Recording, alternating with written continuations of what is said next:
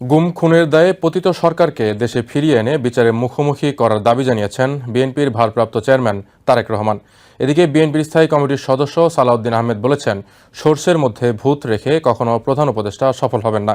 প্রশাসনে শেখ হাসিনার দোসরদের বহাল রেখে অন্তর্বর্তী সরকার বেশি দূর এগোতে পারবেন না বলেও মন্তব্য করেন তিনি। বুধবার ভিন্ন অনুষ্ঠানে যোগ দিয়ে এসব কথা বলেন তারা।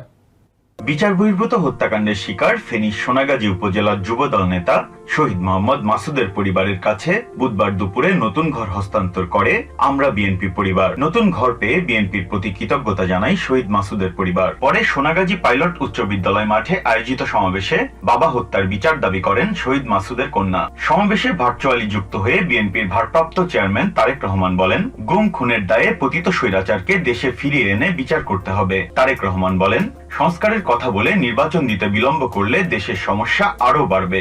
এদিকে বুধবার সকালে জাতীয় প্রেস ক্লাবে বিএনপির স্থায়ী কমিটির সদস্য সালাউদ্দিন আহমেদ বলেন, তার দল জুলাই ঘোষণাপত্র তৈরি করেছে, এটি ছাত্রদের সঙ্গে সমন্বয়ের চিন্তাভাবনাও চলছে। এ সময় নির্বাচনমুখী সংস্কার করতে অন্তর্বর্তী সরকারের প্রতি আহ্বান জানান বিএনপি নেতারা।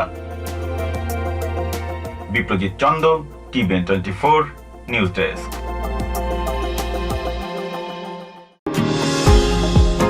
নিউ ইয়র্ক থেকে সম্প্রচারিত টিভিএন 24 টেলিভিশন বিশ্বজুড়ে বাঙালির কণ্ঠস্বর।